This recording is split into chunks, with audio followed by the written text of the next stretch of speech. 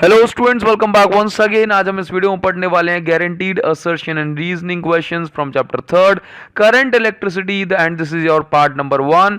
इसके बाद part 2 and part 3 भी आने वाला है, जो वीडियो की डिस्क्रिप्शन में लिंक दी गई, एक बार इनको जरूर चेक करें। आपके 100% जो है टारगेट है, हम इसको पूरा अचीव करेंगे टर्म 1 एग्जाम में। और हाँ, बस एक ही बात कहूंगा कि जो भी असर्शन एंड रीजन हम इस पूरी सीरीज में कवर करेंगे, उसमें से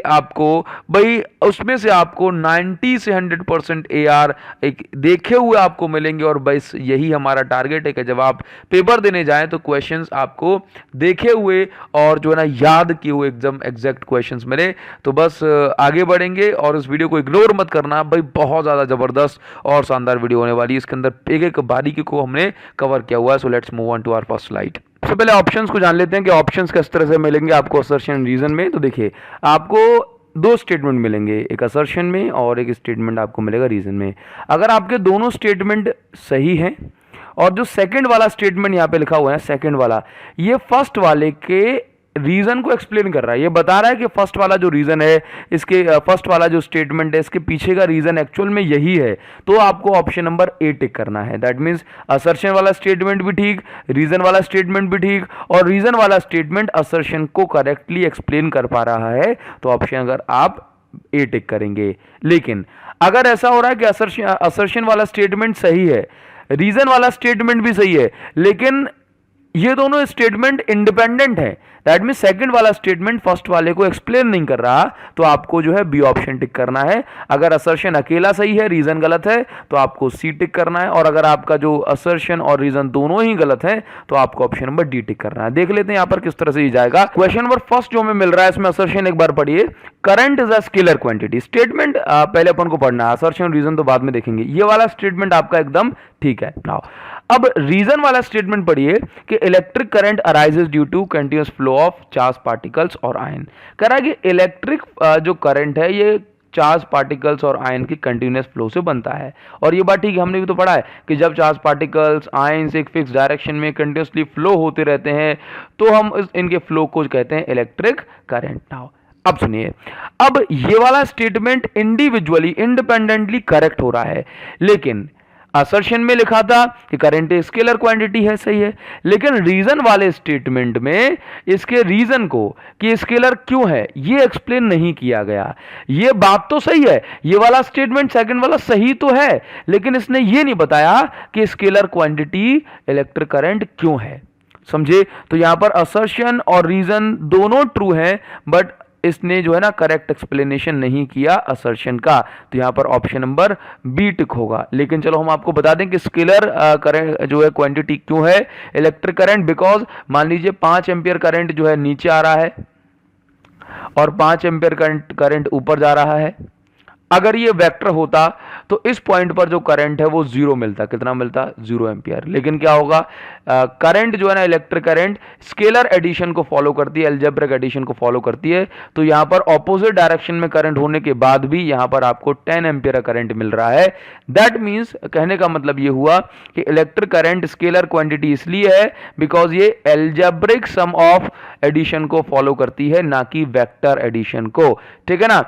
अगर ये लिखा होता तो फिर आपका ए टिक हो जाता, अदरवाइज यहां पर क्या होगा? बी, है ना? आपको रीजन भी सही से पता होना चाहिए। चलिए अभी हम आएंगे क्वेश्चन नंबर सेकंड पर। तो यहां पर क्या लिखा हुआ है? Insulator do not allow flow of electric current through them. कह रहा है कि इंसुलेटर खुद में से इलेक्ट्रिक करंट फ्लो नहीं होने देते। ये चीज बिल्कुल ठीक है, तभी तो उसको इंसुलेटर कहा है। नाउ कारण क्या है? Insulator do not have free charge carrier. बिल्कुल सही बात है भाई, मेटल खुद में से करंट फ्लो होने देते हैं बिकॉज मेटल के पास फ्री इलेक्ट्रॉन होते हैं, जबकि इंसुलेटर करंट फ्लो नहीं होने देते बिकॉज इंसुलेटर के पास फ्री इलेक्ट्रॉन्स नहीं होते, है ना? तो ये स्टेटमेंट सही लिखा है।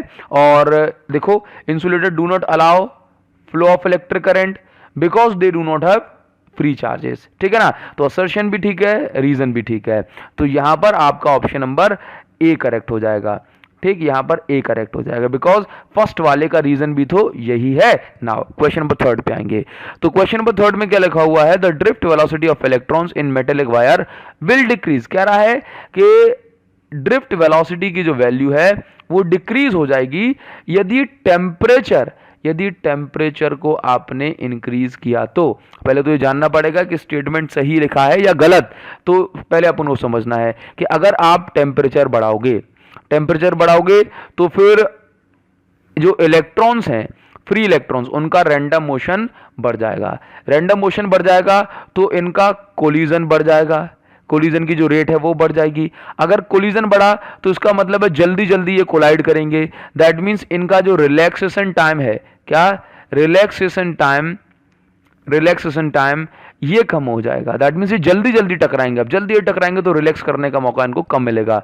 तो रिलैक्सेशन टाइम, इसका मतलब है कि टाउ का, रिलैक्सेशन टाइम को हम बोलते हैं टाउ, तो टाउ कम हो जाएगा। तो अभी देखिए ड्रिफ्ट वेलोसिटी का जो फॉर्मूला होता है वो कुछ इस तरह से होता है, मतलब ई टाउ अपॉन एम। ये है आपका charge on electron, electric field upon mass into tau. तो अगर आप देखो कि अगर आपने टेम्परेचर बढ़ाया, टेम्परेचर बढ़ाने से रैंडम मोशन बढ़ता है, रैंडम मोशन बढ़ाने से कोलिजन बढ़ता है, कोलिजन अगर बढ़ा तो जल्दी जल्दी स्ट्राइक करेंगे, कोलिजन की रेट बढ़ेगी तो जिससे क्या होगा, रिलैक्सेशन टाइम कम हो जाएगा। जल्दी जल्दी स्ट्राइक करेंगे तो इनको रिलैक्स करने का मौका नहीं मिल पाएगा, रिलैक्सेशन टाइम कम हो जाएगा। अगर रिलैक्सेशन टाइम कम हुआ तो यहां से ड्रिफ्ट वेलोसिटी, देख रहे हो डायरेक्ट रिलेशन है, तो ये ड्रिफ्ट वेलोसिटी भी कम हो जाएगी। समझे? तो ड्रिफ्ट वेलोसिटी, तो क्या कहा, drift velocity of electron will decrease if temperature is increased, है ना। Temperature increase, relaxation time decrease, relaxation time decrease, तो फिर ड्रिफ्ट वेलोसिटी भी डिक्रीज। तो यहां से आपका यह स्टेटमेंट करेक्ट जा रहा है। ठीक है, स्टेटमेंट करेक्ट है। नाउ अभी क्या कह रहा है, रीजन क्या दिया है, on increasing temperature conductivity of metallic wire decreases. कह रहा है कि अगर आप टेम्परेचर को बढ़ाएंगे तो मेटेलिक वायर की कंडक्टिविटी कम हो जाती है। बिल्कुल सही है है ना। अगर आप टेम्परेचर बढ़ाओगे तो टेम्परेचर बढ़ाने से कोलिजन बढ़ता है, और कोलिजन बढ़ने से रेजिस्टेंस बढ़ती है, तो फिर जो है कंडक्टिविटी कम हो जाती है। ये स्टेटमेंट सही लिखा हुआ है। लेकिन क्या ये वाले स्टेटमेंट ने ये बताया कि ड्रिफ्ट वेलोसिटी जो है क्यों डिक्रीज हो रही है टेम्परेचर बढ़ाने से? ये तो नहीं बताया इसने बताया कि टेम्परेचर बढ़ाने से जो है ना कंडक्टिविटी डिक्रीज हो रही है। तो स्टेटमेंट इंडिविजुअली सेपरेटली ये जो ना इंडिपेंडेंटली स्टेटमेंट करेक्ट है, लेकिन इस वाले स्टेटमेंट को एक्सप्लेन नहीं कर रहा है। तो यहां पर आपका जो ऑप्शन होगा ये बी जाएगा। कौन सा? बी। दोनों स्टेटमेंट सही, लेकिन असर्शन को एक्सप्लेन नहीं कर रहा है। नाउ आगे बढ़ेंगे। क्वेश्चन नंबर 4 में क्या दिया हुआ है, असर्शन को पढ़िए। The current flowing through a conductor directly proportional to the drift velocity. क्या है, करंट जो है ना ड्रिफ्ट वेलोसिटी के डायरेक्टली प्रोपोर्शनल होगा। तो मैं यहां से इसका रिलेशन हमने पढ़ा हुआ है करंट का और ड्रिफ्ट वेलोसिटी का, NEA VD। अगर आप number of free electron, that means अगर आप टेम्परेचर वगैरह सारी चीजें कांस्टेंट रखते हैं, हाँ, तो एक्चुअल में क्या है ना, free electron density, charge on electron, फिर एरिया ऑफ क्रॉस सेक्शन, सारी चीजें कांस्टेंट रहती हैं, और हम बोल सकते हैं कि जो है आपका जो करंट है ड्रिफ्ट वेलोसिटी के डायरेक्टली प्रोपोर्शनल है। और वैसे भी ड्रिफ्ट का मतलब होता है इलेक्ट्रॉन्स का खिसकना, इलेक्ट्रॉन्स का शिफ्ट होना towards positive terminal of conductor. ठीक है, तो अगर ये इलेक्ट्रॉन्स थोड़ा फास्टली ड्रिफ्ट कर रहे हैं, जल्दी जल्दी ड्रिफ्ट कर रहे हैं इस ओर, किस साइड, पॉजिटिव की साइड, तो भाई करंट अगर जो है जो इलेक्ट्रॉन्स हैं ये थोड़ा सा फास्ट ड्रिफ्ट कर रहे हैं, तो हमने तो पढ़ा है ना जो है करंट क्या होता है, current is the rate of flow of charge. अगर ये जल्दी जल्दी जो है आगे की साइड शिफ्टिंग करेंगे तो जो रेट है चार्ज फ्लो होने की, यानी कि चार्ज पर यूनिट टाइम, ये रेट बढ़ जाएगी, और अगर रेट बढ़ेगी तो फिर करंट बढ़ जाएगा। दैट मीन्स अगर ये जल्दी ड्रिफ्ट करेंगे तो फिर rate of flow of charge transfer बढ़ जाएगा, तो फिर करंट की वैल्यू बढ़ जाएगी। तो स्टेटमेंट सही लिखा हुआ है। ठीक है, तो ड्रिफ्ट वेलोसिटी और करंट एक दूसरे के डायरेक्टली प्रोपोर्शनल है, या कहूं I is directly proportional to VD. Now समझ आ गया। नाउ अभी क्या कह रहा है, रीजन में क्या दिया हुआ है, as drift velocity increases current through the conductor decreases। अगर ड्रिफ्ट वेलोसिटी बढ़ गई, यानी कि जल्दी जल्दी खिसके, जल्दी जल्दी ड्रिफ्ट हुए, तो कह रहा है करंट जो है कम हो जाएगा, है ना। ये स्टेटमेंट तो पूरी तरह से गलत ही दिया है। तो आपका यहां पर सिर्फ असर्शन ट्रू है, रीजन फॉल्स है, तो यहां पर आपका सी ऑप्शन हो जाएगा। समझिए, रीजन में अगर ये लिखता कि rate of flow of charge बढ़ जाएगा तो फिर ये चीज ठीक हो जाती, लेकिन यहां पर एक ही ऑप्शन आपका सही जा रहा है, तो आपका सी हो जाएगा। नाउ नेक्स्ट क्वेश्चन पे आते हैं। अभी क्वेश्चन नंबर 5 में कह रहा है chemical reaction involve in primary cell are irreversible. देखो, दो टाइप की सेल होती है। आपको स्टेटमेंट तो जब भी समझ में आएगा जब आप इसके बारे में जानते होंगे। तो आप जानते हैं, आपने केमिस्ट्री में पढ़ के रखा है भाई, प्राइमरी सेल होती है और आपके पास सेकेंडरी सेल होती है। तो प्राइमरी सेल आपकी वो सेल होती है जिसको आप रिचार्ज नहीं कर सकते, नॉन रिचार्जेबल, क्या नॉन रिचार्जेबल, इनमें अगर एक बार रिएक्शन हो गई तो आप उसको रिवर्स नहीं कर सकते। तो नॉन रिचार्जेबल के साथ साथ ये इरिवर्सिबल रिएक्शन, इरिवर्सिबल रिएक्शन इसमें होती है। जबकि सेकेंडरी सेल जैसे कि हमारे मोबाइल की बैटरी है ना, तो ये सेकेंडरी सेल कैसी है, ये रिचार्जेबल है, रिचार्जेबल के साथ साथ अगर ये रिचार्ज हो सकती है तो इसका मतलब है इसमें जो रिएक्शन है वो रिवर्स हो सकती है, तो इसके अंदर रिवर्सेबल रिएक्शन होगी। नाउ तो अब देख लो क्या कह रहा है, अब ये बात समझ गए तो आपको बस यही चीज ऊपर पढ़ लेनी है। क्या कह रहा है, chemical reaction involve in primary cell are irreversible, कह रहा है कि प्राइमरी सेल में केमिकल रिएक्शन इरिवर्सिबल होती है, ठीक है, और सेकेंडरी सेल में कह रहा है रिवर्सिबल, ये स्टेटमेंट भी ठीक है, तो ये वाला स्टेटमेंट सही जा रहा है। नाउ कह रहा है कि primary cell can be recharge, कह रहा है कि प्राइमरी सेल को रिचार्ज कर सकते हैं। आंसर इज जब इसके अंदर जो रिएक्शन है वही रिवर्स नहीं हो रही तो इसको रिचार्ज कैसे करोगे, ठीक है ना, तो ये वाला स्टेटमेंट हो गया गलत, ठीक, इसने उल्टा दे दिया। तो यहां पर भी आपको कौन सा टिक हो जाएगा, ऑप्शन नंबर सी करेक्ट हो जाएगा। ऑप्शन नंबर 6 हमें जो मिल रहा है उसमें क्या लिखा हुआ है, average thermal velocity of electrons in a conductor is 0। Assertion एकदम सिंपल लिखा हुआ है, असर्शन एकदम ठीक है। इसका रीजन मैं आपको बता देता हूं, इसको एक्सप्लेन कर देता हूं। देखिए कह रहा है कि मान के चलिए आपके पास एक कंडक्टर है, इस कंडक्टर में अगर आप इलेक्ट्रॉन्स को देखेंगे तो इन इलेक्ट्रॉन्स की जो एवरेज थर्मल वेलोसिटी होगी ये 0 निकल के आएगी। पता है क्यों, बिकॉज ऑफ थर्मल वेलोसिटी। कह रहा है थर्मल वेलोसिटी से क्यों, तो देखिए एक्चुअल में क्या होता है, जब इलेक्ट्रॉन्स को थर्मल वेलोसिटी मिलती है यानी कि वेलोसिटी ड्यू टू हीट इसको मिलती है, तो इलेक्ट्रॉन्स के पास क्योंकि आंखें नहीं है तो इनको एनर्जी मिलेगी ना, तो क्या करेंगे, ये रैंडमली ओरिएंटेड होते हैं पहली चीज। हाँ, ये हर पॉसिबल डायरेक्शन में रैंडम मोशन करते हैं। तो क्या होता है कि मान के चलिए 1000 इलेक्ट्रॉन लेफ्ट में चले गए, 1000 इलेक्ट्रॉन राइट में, 1000 ऊपर, 1000 जो है नीचे, 1000 जो है यहां पर चले गए, तो 1000 इसके ही ऑपोजिट डायरेक्शन में। तो हो क्या रहा है कि अगर मैं सारी की सारी वेलोसिटीज का अगर एवरेज निकालूंगा तो कुछ वेलोसिटी ऊपर, कुछ नीचे, कुछ राइट में, कुछ लेफ्ट में, इन सब का अगर मैं एवरेज निकालूंगा मान के चलिए तो कितना हो जाएगा, आंसर आपका 0 आएगा। बिकॉज इनका जो मोशन है ये कैसा है, रैंडम मोशन है, ये रैंडमली ओरिएंटेड है। तो ये स्टेटमेंट तो सही है ही, ये वाला स्टेटमेंट भी सही है, और इसके साथ साथ जो फर्स्ट वाले स्टेटमेंट का रीजन है वो यही एक्सप्लेन हो रहा है। तो यहां पर ऑप्शन जो हो जाएगा आपका ए हो जाएगा। आगे बढ़ेंगे और क्वेश्चन नंबर 7 में ध्यान से पढ़िए। असर्शन मोस्ट इंपॉर्टेंट क्वेश्चन में से एक हो जाएगा ये, if length of a conductor is double, यदि आपने कंडक्टर की लेंथ को डबल कर दिया। अगर आप मान के चलिए अगर आपके पास एक कंडक्टर है, अगर आपने इस कंडक्टर की लेंथ को क्या कर दिया, डबल कर दिया, तो कह रहा है कि ड्रिफ्ट वेलोसिटी जो है हाफ हो जाएगी, आधी हो जाएगी, अगर आप पोटेंशियल डिफरेंस को चेंज नहीं करते तो। ये स्टेटमेंट सही है, लेकिन बहुत सारे स्टूडेंट कंफ्यूजन में आ जाते हैं कि सर कई बार तो आप लेंथ को डबल करते हैं तो फिर रेजिस्टेंस भी इसकी डबल हो जाती है, लेकिन कई बार कहते हैं कि अगर आप लेंथ को आपने दो गुना कर दिया तो रेजिस्टेंस 4 गुना हो जाएगी। तो ये बात भी ठीक है, अगर आपने लेंथ को डबल कर दिया तो रेजिस्टेंस 4 गुना हो जाएगी, ये बात भी ठीक है, ये भी सही है और ये भी सही है। तो फिर बोला जो गलत कौन सा, दोनों सही है, लेकिन ये वाली कंडीशन अगर आपने लेंथ को डबल किया तो रेजिस्टेंस भी डबल हो जाएगी, लेकिन ये वाली कंडीशन कब फॉलो होती है कि जब आपने वायर को स्ट्रेच किया है। आपने वायर को स्ट्रेच किया, पहले कंडक्टर आपका ऐसा था, अब आपने इसको स्ट्रेच करके कंडक्टर मतलब इसकी लेंथ को डबल कर दिया और इसका एरिया ऑफ क्रॉस सेक्शन छोटा हो गया, ठीक है ना। तो अगर आप ये वाले केस में लेंथ को 12 करते हो तो रेजिस्टेंस जितने आपने गुना किया, जितने गुना आपने लेंथ बढ़ा दी उसके स्क्वायर टाइम्स बढ़ जाती है, यानी कि रेजिस्टेंस जो है ना पहले ही कंपैरिजन में 4 गुना हो जाएगी। लेकिन इसमें क्या कह रहा है, if A length of conductor is double, simple कह रहा है कि मान के चलो एक कंडक्टर पहले इतना था, आपने इसी कंडक्टर को के आगे एक और कंडक्टर जोड़ दिया, यानी कि एक और वायर जोड़ दिया, या कहीं सिंपली आपने इसको किसी भी तरह से डबल कर दिया, है ना। चलिए, तो इस कंडीशन में जो रेजिस्टेंस है लेंथ बढ़ाने से जो है ना डबल हो जाएगी, ठीक। नाउ रेजिस्टेंस भी कैसे हो जाएगी, 2R, बिकॉज हमने पढ़ा है ना resistance is directly proportional to R। याद रखिए, अगर कहा जाए वायर इज स्ट्रेच्ड, अगर कहा जाए कि वायर को स्ट्रेच किया गया, स्ट्रेच करके डबल की गई ना, तो फिर रेजिस्टेंस जो है ना 4 गुना हो जाएगी। स्ट्रेच करके 3 टाइम्स की जाती तो रेजिस्टेंस जो है ना 3 के स्क्वायर टाइम में 9 टाइम्स हो जाती।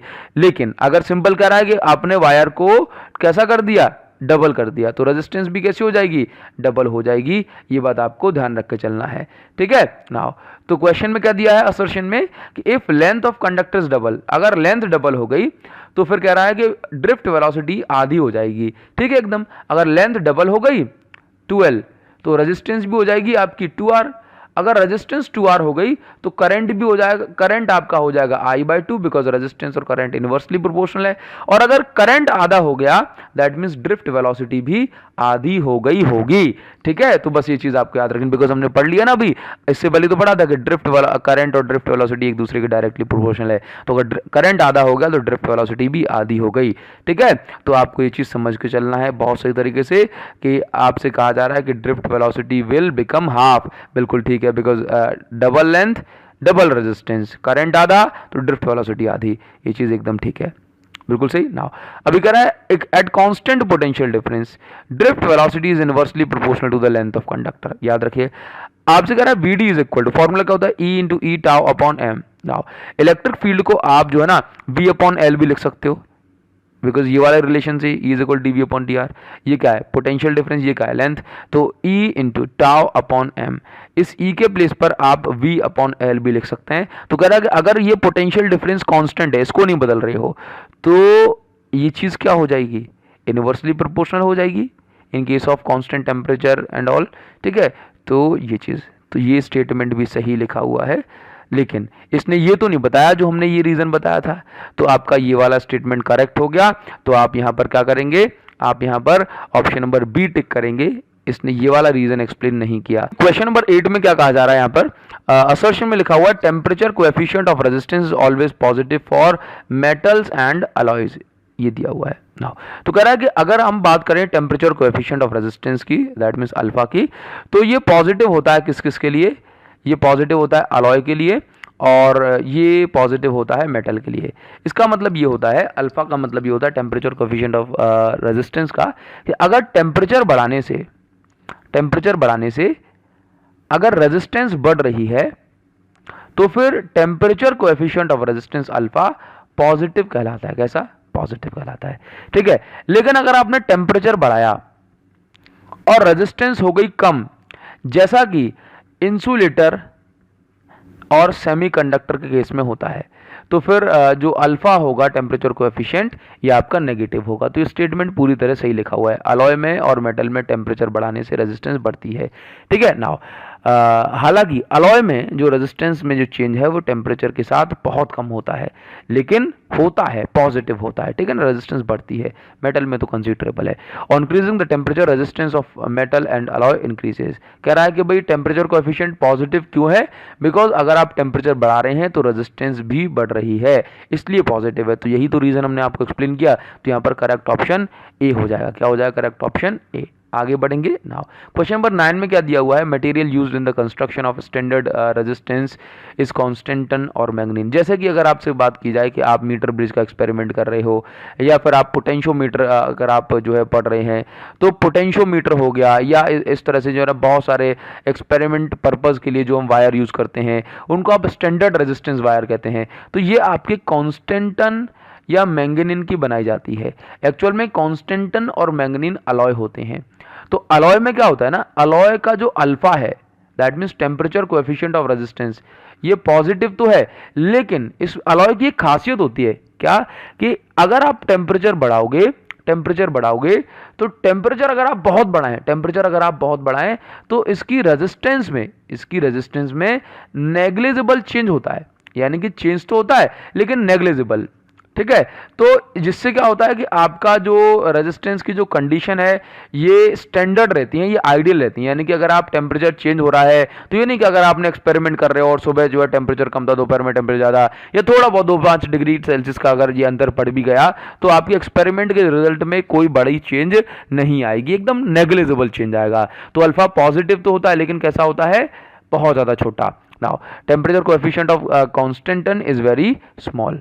ये टेम्परेचर मतलब मटेरियल जो उसमें यूज होता है कांस्टेंटन और मैंगनीन का, ये क्यों होता है, बिकॉज इनका जो टेम्परेचर कोएफिशिएंट है ये काफ़ी छोटा है। या इसके अलावा इसके रीज़न में ये भी लिखा हो सकता था कि इसमें जो रेजिस्टेंस में जो चेंज आएगा ये काफ़ी जो है ना कम होगा टेम्परेचर के साथ साथ। ठीक है, तो आपका ये ऑप्शन भी यहाँ पर जा सकता था। तो यहाँ पर दोनों ऑप्शन में से कुछ भी मिल जाए तो आपका ये करेक्ट हो जाएगा।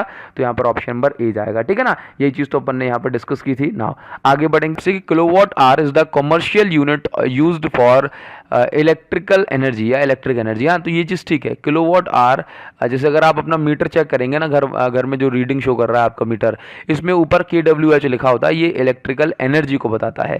ठीक नाउ, अब इसका रीज़न क्या है, इसकी जगह इन्होंने रीजन वाला स्टेटमेंट लिख दिया कि it is the unit of electric power. तो भाई ये वाला स्टेटमेंट गलत है पूरी तरह से, तो आपका इसमें सी ऑप्शन चला जाएगा, सी ऑप्शन आपका करेक्ट होगा। आगे बढ़ेंगे, ये इंपॉर्टेंट क्वेश्चन में कहूँगा भाई, इस तरह क्वेश्चन ध्यान से पढ़िए। देखिए, a 200 watt bulb glows with more brightness than 100 watt bulb. याद रखिए कि जो 200 वॉट यहाँ पर लिखा हुआ है, ये रेटेड पावर है। क्या है? Rated power. इसका मतलब इतनी पावर इस पे जो है लिखी होगी, और ये पावर हमें जब ही मिलेगी जब हमें जो सप्लाई है वो 220 वोल्ट, जैसे मान के चलो इस बल्ब के बारे में लिखा हुआ है, इसकी पावर कितनी दी है, बोला 200 वॉट। तो ये 200 वॉट सिर्फ इसको 220 वोल्ट सप्लाई पर ही मिल सकती है, अदरवाइज नहीं, है ना। तो याद रखिए कि जो पावर है, याद रखिए ब्राइटनेस की जब भी मैं बात करूं तो ब्राइटनेस जो है ये डायरेक्टली प्रोपोर्शनल होती है पावर के, और इनवर्सली प्रोपोर्शनल होती है रेजिस्टेंस के। इनवर्सली प्रोपोर्शनल होती है रेजिस्टेंस के। ये वाला अगर आप रिलेशन याद रख गए तो कभी भी नहीं भूलोगे। ठीक है, ब्राइटनेस पावर के डायरेक्टली प्रोपोर्शनल और रेजिस्टेंस के इनवर्सली प्रोपोर्शनल। तो उस बल्ब की रेजिस्टेंस चेक कर लेते हैं। रेजिस्टेंस का फॉर्मूला होता है V²/P। तो इस बल्ब की जो रेजिस्टेंस होगी भाई, ये वाले फॉर्मूले से पावर का फॉर्मूला होता है V²/R। ठीक है, तो यहां से हमने ऐसा कर लिया कि रेजिस्टेंस का फॉर्मूला होगा V²/P। तो V² अगर आप करेंगे तो 220 × 220 अपॉन पावर कितना भाई, 200 वाले केस में करोगे तो ये आपका आ जाएगा 0 से 0 एंड दिस इज 11, तो आपका आ जाएगा 242 ओम। ये रेजिस्टेंस आ गई। जबकि अगर आप इसकी निकालेंगे तो ये आ जाएगी 484 ओम। कौन से वाले की? ये है 200 वॉट वाले बल्ब की, और ये आपके पास 100 वॉट वाले बल्ब की। तो ये बताओ रेजिस्टेंस किसकी कम है? रेजिस्टेंस 200 वॉट वाले बल्ब कम की। अगर इसकी रेजिस्टेंस कम है तो इसकी पावर ज़्यादा होगी, या कहें कि रेजिस्टेंस इसकी कम तो फिर ब्राइटनेस की ज़्यादा। इसका मतलब है 200 वॉट वाला बल्ब ज़्यादा ग्लो करेगा 100 वॉट वाले बल्ब से, बिकॉज इसकी रेजिस्टेंस जो है ना, 100 वॉट की रेजिस्टेंस ज़्यादा है। 100 वॉट की रेजिस्टेंस ज़्यादा तो फिर ब्राइटनेस कम, समझे ना। रेजिस्टेंस ज़्यादा तो ब्राइटनेस कम, और 200 वॉट की रेजिस्टेंस कम तो ब्राइटनेस ज़्यादा। तो यही जो हमने इतना पढ़ा हुआ है यही इस रीजन में लिखा है। तो आपका असर्शन रीजन दोनों सही है, ऑप्शन नंबर ए इसमें करेक्ट हो जाएगा। आगे बढ़ेंगे, असर्शन में दिया हुआ heater wire must have high resistance and high melting point. कह रहा है कि हीटर वायर जो है ना, इसकी रेजिस्टेंस हाई होना चाहिए और इसका मेल्टिंग पॉइंट हाई। एक्चुअल में क्या होता है, हीटर का काम क्या होता है? हीटिंग करना। तो H = I²RT। भाई जितनी ज़्यादा रेजिस्टेंस होगी उतनी ही ज़्यादा ये हीटिंग कर पाएगा। और वैसे भी आप हीटर को सीरीज कॉम्बिनेशन में कनेक्ट करेंगे तो आपको कैसा जो है ना रेजिस्टेंस चाहिए? High resistance. ठीक है ना। और मेल्टिंग पॉइंट हाई क्यों? बिकॉज अगर आप हीटिंग पर्पज के लिए ले रहे हो तो अगर वायर आपका जो है ना ज़्यादा टेम्परेचर से मेल्ट हो गया तो काम खराब हो जाएगा। तो उस मेल्टिंग पॉइंट हाई होने चाहिए। स्टेटमेंट आपका सही है। इफ रेजिस्टेंस इज हाई, अब रीजन में क्या दे रहा है? रेजिस्टेंस अगर हाई होगी तो इलेक्ट्रिकल कंडक्टिविटी कम हो जाएगी। स्टेटमेंट सही है, लेकिन इसको ये बताना चाहिए था ना कि वायर का रेजिस्टेंस जो है हाई रेजिस्टेंस और मेल्टिंग पॉइंट क्यों होना चाहिए। ठीक है ना। तो इसमें दोनों स्टेटमेंट सही है, लेकिन इसको करेक्टली एक्सप्लेन नहीं कर रहा है। तो ऑप्शन नंबर बी यहाँ पर आपका करेक्ट हो जाएगा। अब देखिए क्वेश्चन नंबर 13 जो हमें दिया जा रहा है, इसमें लिखा हुआ है कि fuse wire must have high resistance. Fuse wire की रेजिस्टेंस जो है ना ये हाई होना चाहिए और उसका मेल्टिंग पॉइंट लो। ये एकदम ठीक बात लिखी हुई है, मैं इसको पूरा जो है ना एकदम सही कर दूंगा। एक्चुअल में क्या है कि फ्यूज वायर का जो यूज़ होता है, इसके अंदर फ्यूज होता है, फ्यूज वायर का जो यूज़ होता है ये एक सर्टेन अमाउंट से ज़्यादा करंट को नहीं बढ़ने देता हमारे सर्किट में। अब भाई यहाँ पे टीवी लगी है, फ्रिज लगा है, बहुत सारे जो है ना एसी वेसी है। अब मान के चलिए पावर जो सोर्स से आ रही है ये इसमें करंट की वैल्यू अचानक से ज़्यादा हो गई तो क्या होगा भाई? हमारे डिवाइसेस ख़राब होने के चांसेस बढ़ जाते हैं। तो फ्यूज़ वायर के थ्रू जो है ना, अगर करंट ज़्यादा होगा, अगर इसमें करंट ज़्यादा होगा तो एक्चुअल में क्या है ना, करंट की वैल्यू एक सर्टेन वैल्यू ज़्यादा ना हो तो रेजिस्टेंस की हाई होनी चाहिए। और अगर जो है करंट की वैल्यू ज़्यादा हो रही है, ठीक है, रेजिस्टेंस की ऑलरेडी हाई है, तो क्या होगा? I²RT। हीटिंग ज़्यादा होगी तो ये जल्दी ही मेल्ट हो जाएगा, और मेल्ट होकर ये टूट जाएगा तो ज़्यादा करंट फिर आगे नहीं जा पाएगा और हमारे डिवाइसेस खराब नहीं होंगे। तो ये चीज़ ठीक है। Fuse wire is used for slow current flow only. ये स्टेटमेंट गलत है भाई। जैसे घरों की बात करें तो घर में तो भाई अच्छा करंट आ रहा है, ओनली स्मॉल करंट थोड़ा ना आ रहा है, तो भाई घरों के कनेक्शन में भी फ्यूज वायर लगाया जाता है। तो स्टेटमेंट गलत है, आपका ऑप्शन सी इसमें सही हो जाएगा। आगे बढ़ेंगे और यहाँ पर देखिए बड़ा ही इंपॉर्टेंट क्वेश्चन आपको मिल रहा है पावर में। क्वेश्चन नंबर 14, असर्शन में क्या लिखा हुआ है कि इन ए चेन ऑफ 50 बल्ब्स। हाँ, कह रहा है कि एक चेन है, इसमें जो है ना 50 बल्ब लगे हुए हैं, 50 बल्ब।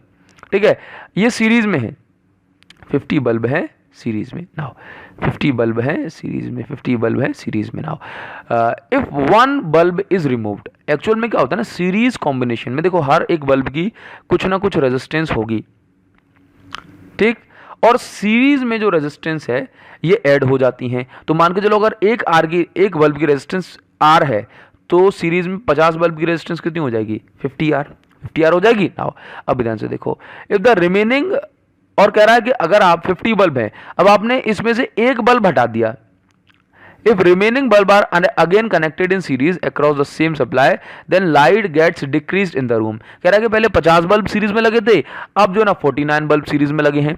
तो कह रहा है कि ये कह रहा है कि जो ब्राइटनेस है ये डिक्रीज हो जाएगी। जरा सोचो डिक्रीज होगी या नहीं होगी। देखो सीरीज में पहले बल्ब लगे थे तो रेजिस्टेंस 50 आर, अब एक बल्ब हटा दिया तो सीरीज में लगे हैं तो रेजिस्टेंस कितनी हो जाएगी, 49 आर।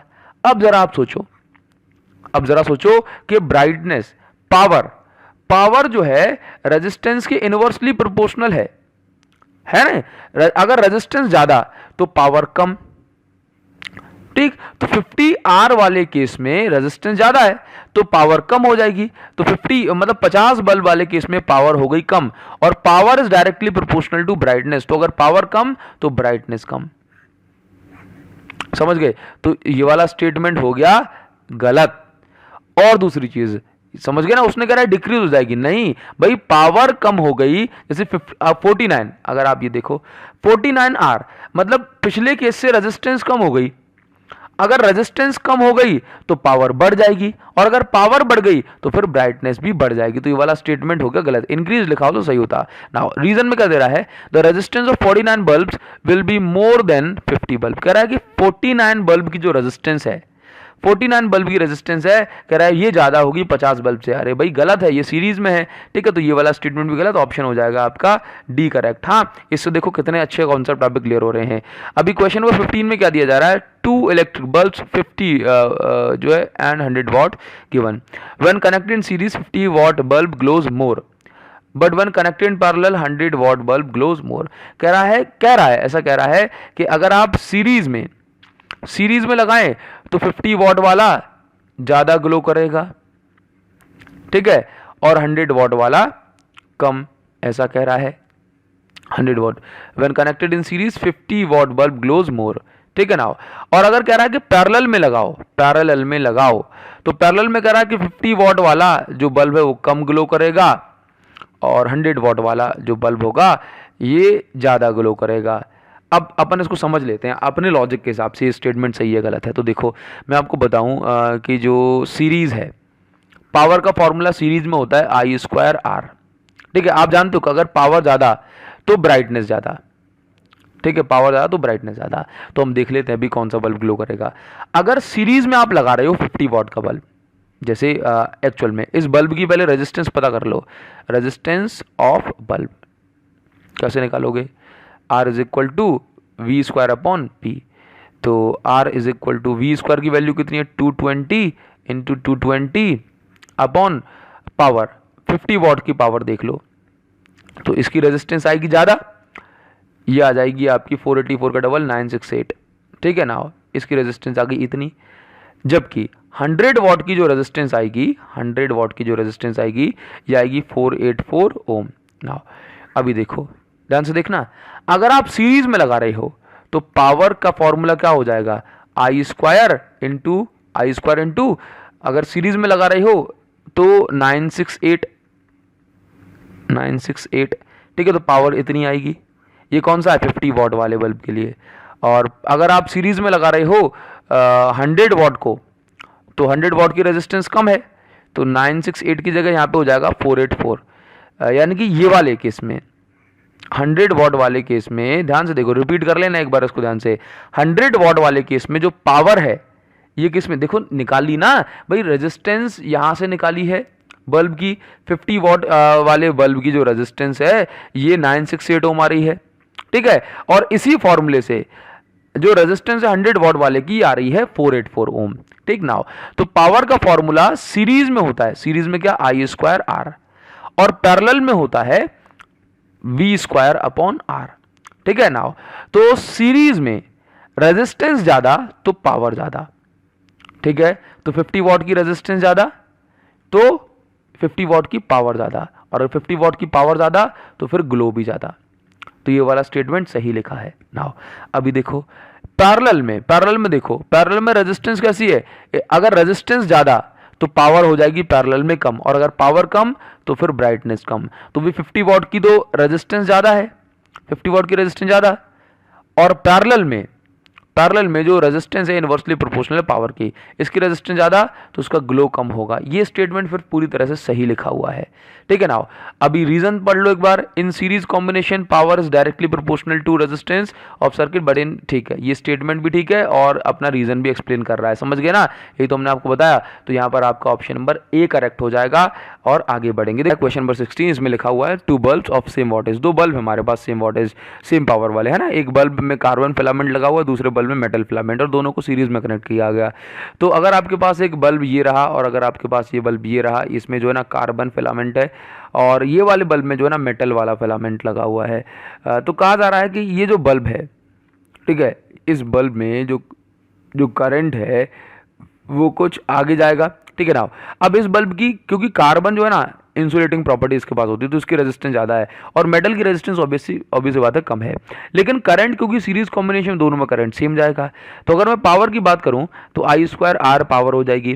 भाई करंट पूरे सर्किट में सेम है तो करंट इसमें भी सेम जाएगा और करंट इसमें भी सेम जाएगा, लेकिन रेजिस्टेंस इसकी ज़्यादा है ना कार्बन की, तो फिर पावर कंजम्पशन पावर में ज़्यादा होगा। और अगर पावर में जो है पावर ज़्यादा हुई तो फिर ब्राइटनेस भी किसकी ज़्यादा होगी, कार्बन की ज़्यादा होगी। तो कह रहा है कि metal bulb will glow more brighter, तो ये वाला स्टेटमेंट हो गया गलत, समझ गए। कार्बन इज ए सेमीकंडक्टर, ये भी गलत है बिकॉज कार्बन एक इंसुलेटर होता है, ठीक है ना। नाउ तो आपके पास यहाँ पर ऑप्शन नंबर डी करेक्ट हो जाएगा, so you should go with D. Now आगे बढ़ेंगे। असर्शन में क्या दिया हुआ है, it is advantageous to transmit electric power at high voltage. Actual में क्या होता है कि जब आप असर्श AC मतलब आपकी यूनिट 4 यानी कि चैप्टर 7 में पढ़ेंगे ट्रांसफार्मर, तो वहाँ से आपको बहुत सारी चीज़ें क्लियर होंगी। एक्चुअल में क्या होता है कि ट्रांसफार्मर जो होता है अपना वोल्टेज कन्वर्जन के लिए होता है। बाकी अगर आपको ये चीज़ भी बता दूं मैं कि जैसे मान के चलिए पावर सोर्स है जहाँ पे इलेक्ट्रिसिटी बनाई जा रही है, और डिस्ट्रीब्यूशन पैनल यानी कि हमारे आस पड़ोस गली मोहल्ले में जो DP लगाई होती है उसमें जो होता है ना, ये हाई वोल्टेज होता है। कैसा होता है, हाई वोल्टेज इसमें फ्लो हो रहा होता है, समझे। इसमें हाई करंट नहीं होता, हाई वोल्टेज लाइन होती है। बिकॉज क्यों, बिकॉज पावर, याद रखिए हमेशा power input will be is equal to power output. Actual में क्या होता है, अगर आप पावर को बढ़ा देंगे, अगर आप वोल्टेज को, पावर का फॉर्मूला होता है V इंटू आई, पावर का फॉर्मूला होता है पावर का फॉर्मूला होता है V इंटू आई। अगर आप वोल्टेज को बढ़ा देंगे तो करंट हो जाएगा कम, अगर आप वोल्टेज को बढ़ाएंगे तो करंट हो जाएगा कम। ये क्या बोला सर, ये तो ओम्स लॉ में हमने पढ़ा ही नहीं है। नहीं, ये पावर ट्रांसमिशन के दौरान ऐसा होता है जब आप पावर को एक प्लेस से दूसरे प्लेस तक पहुंचा रहे होते हैं, है ना, इलेक्ट्रिसिटी को। तो जैसे कि मान के चलो पावर हाउस से हमारे घरों तक इलेक्ट्रिसिटी आ रही है तो हाई वोल्टेज के फॉर्म में आ रही है। तो जब आप पोटेंशियल डिफरेंस को या फिर कहेंगे वोल्टेज को बहुत ज़्यादा बढ़ा देते हैं तो करंट की वैल्यू हो जाती है बहुत ज़्यादा कम, ठीक है। जब करंट की वैल्यू बहुत कम हो जाएगी तो फिर यहाँ पर जो हीटिंग लॉसेस वगैरह हैं, कोलिजन वगैरह, ये कम हो जाएगा। तो फिर ये कंडीशन अपनी एडवांटेजेस होती है। मतलब सर करंट अगर कम हो गया तो फिर हमारे घरों में कम करंट पहुंचेगा क्या, नहीं। फिर क्या होता है ना, मान के चलो कि पावर सोर्स से DP तक पहुंचा दी गई इलेक्ट्रिसिटी हाई वोल्टेज में। अब DP पे क्या लगा हुआ है, ट्रांसफॉर्मर, ठीक है ना। अब ये ट्रांसफॉर्मर इसको क्या करेगा, इसके वोल्टेज को कम कर देगा, तो करंट की वैल्यू बढ़ जाएगी। तो फिर इस तरह से पावर ट्रांसमिट होती है। तो एक्चुअल में क्या है कि जब भी पावर ट्रांसमिट की जाती है बहुत लंबी डिस्टेंस के लिए, तो फिर वोल्टेज को बढ़ा दिया जाता है जिससे करंट की वैल्यू कम हो जाती है। ये कब है, ये पावर ट्रांसमिट करते समय है, ठीक है ना। ऐसा नहीं बोला सर ओम्स लॉ में तो हमने उल्टा पढ़ा है। भाई देखो ये चीज ठीक है, high voltage implies high current. अब इसने देखो गलत बात कह दी ना, वोल्टेज बढ़ा रहे हो, करंट जो है कम हो रहा है ड्यूरिंग पावर ट्रांसमिशन, तो इसका ऑप्शन नंबर सी करेक्ट हो जाए। अभी क्वेश्चन आपको दिया जा रहा है असर्शन में, दो same current flows through the line wires and filament of bulb but heat produce in the filament is much higher than that the line wire. कह रहा है कि मान के चलो आपके घर में जो है एक वायर आ रहा है जिसमें करंट फ्लो हो रहा है और यहाँ पर जो है ना एक बल्ब लगा हुआ है। तो कह रहा है कि बल्ब में जो है ना, बल्ब में और इन दोनों में सेम करंट फ्लो हो रहा है, लेकिन बल्ब में हीट क्यों ज्यादा बन रही है, बिकॉज बल्ब की जो रेजिस्टेंस है या बल्ब का जो मटेरियल उसकी रेजिस्टिविटी जो है ये हाई है, जिसके कारण तो जो हीटिंग होगी ये आपकी हाई होगी। समझ गए ना। नाउ तो bulb filament is made up of high resistance and high melting point, ये स्टेटमेंट करेक्ट है, तो आपका जो ऑप्शन है यहाँ पर ए करेक्ट हो जाएगा। नाउ आगे बढ़ेंगे, कह रहा है कि the current in wire is due to flow of free electrons in definite direction. ठीक है, बिल्कुल। Current carrying wire should be charge, ये स्टेटमेंट गलत है भाई। करंट कैरिंग वायर जो है आपका न्यूट्रल होता है। ये कैसा होता है? न्यूट्रल होता है, बिकॉज इसके अंदर इलेक्ट्रॉन जो है ना, इसी के इलेक्ट्रॉन सर्कुलेट होते हैं, इसी के इलेक्ट्रॉन सर्कुलेट होते हैं बैटरी से। बैटरी क्या करती है, मतलब अगर अपने पास ये एक कंडक्टर है तो बैटरी क्या करती है, इस कंडक्टर के इलेक्ट्रॉन्स को एनर्जी प्रोवाइड कराती है, सो दैट ये इलेक्ट्रॉन्स आगे बढ़ पाते हैं। लेकिन इस कंडक्टर से कोई भी इलेक्ट्रॉन हमेशा के लिए जो है बाहर नहीं चला जाता, तो उसके ऊपर कोई भी चार्ज नहीं आता। याद रखिए, कंडक्टर का चार्ज होना जरूरी नहीं है, मतलब चार्ज होता ही नहीं है ना।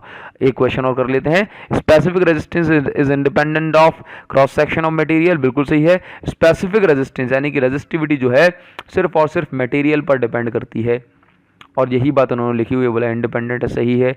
When radius of copper wire is doubled specific resistance gets increased. भाई कह रहा है कि भाई जो रेजिस्टेंस जो है ना एरिया क्रॉस सेक्शन पे डबल कर जो है डिपेंड करती नहीं है। तो अगर आप कॉपर वायर की रेडियस को डबल कर रहे हो तो फिर इसकी स्पेसिफिक रेजिस्टेंस में कोई डिफरेंस नहीं आएगा, बिकॉज स्पेसिफिक रेजिस्टेंस सिर्फ और सिर्फ जो है मटेरियल पर डिपेंड करती है। तो ये क्वेश्चंस अपने हुए आज के लिए। तो बस आज की इस वीडियो के लिए इतना ही रखूंगा, और बस आपको ये वीडियो पसंद आ रही हो तो इन वीडियोस को जरूर शेयर करें। ये वीडियोस मैक्सिमम स्टूडेंट्स तक पहुंचनी चाहिए। Thank you so much guys, thanks a lot, see you in the next video, see you with a new video. Thank you guys.